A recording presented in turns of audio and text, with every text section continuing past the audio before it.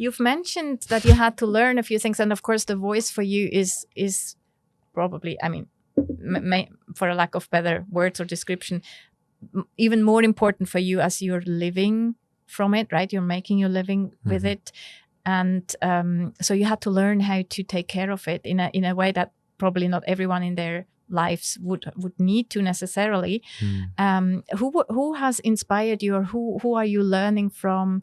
How important are teachers in your life? Is there one or two you could mention? Yeah, I mean, the first name that always comes to my mind, most people just know, don't worry, be happy, Bobby McFerrin. But when you actually look at Bobby McFerrin and look at the way he has, through all these years, used the voice as an instrument, he's had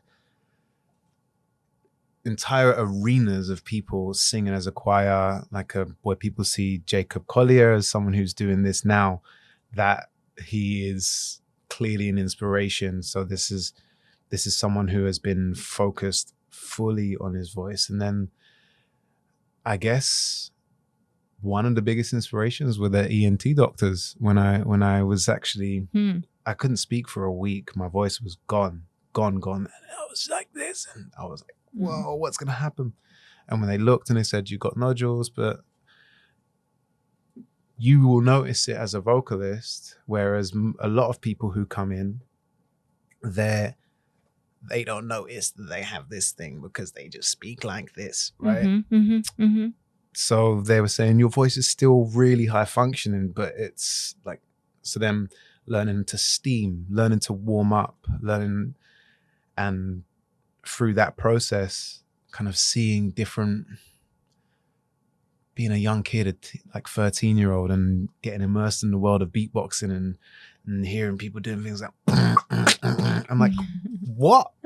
So going from one side of the magic stage to the other, like going, how do they do that? Not having YouTube, not having teachers at that point, but having a community of beatboxers and having that feedback come, like the originators of beatbox, the Razels, the Kenny Mohammeds, the Killer Kellers, all these people that wouldn't mean the name wouldn't mean anything to so many people, but if they came up in that, or for example, Dougie Fresh, Biz Marquis, who passed a few years ago or recently, I'm not sure exactly when, these people were super inspiring because as a young aspiring hip-hop artist, you need thousands of dollars to get what is called an MPC or a beatbox, right? So the ingenuity, whether it was going or doing it with their voice, they would imitate the machinery. And that's where human beatbox came from, was the idea that these inner city kids who didn't have access to all the resources would, and then through that, they created an art form that now, quite ironically, some very well-off kids can now buy all the equipment and aspire to do that. But it came from, a lot of creativity comes from tough times. A lot of creativity comes from poverty. So I would say my inspiration, I could talk about people all day long, but nature.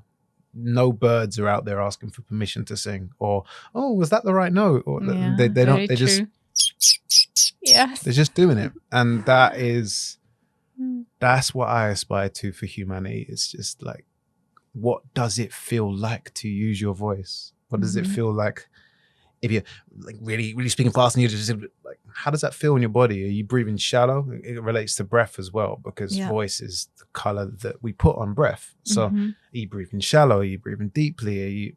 And how does that, it's so interesting because you pick, or I do, I think everybody does, but most people aren't maybe analyzing it as deeply, but you can pick up a lot from someone's voice. You can tell that someone might be suppressed in a certain way, or that they haven't had the opportunity to really be heard or valued in what they're saying. So I cannot switch it off. Like, I hear someone's voice and I'm like, oh, and do you want to jump in and go, by the way, or do you want to just accept people as they are? And that's probably the balancing thing. You asked me about inspiration, but I always go off in tangents. So no, that's fine. That's fine. I felt like when you were kind of providing all these names, it sounds a bit like a song as well, you know, just one of the, and I know, I mean, we all need teachers in the end, right? And it's sometimes just very nice also to honor them and mention who has inspired us in specific ways, even though we can never end the list. I know, I'm aware of that.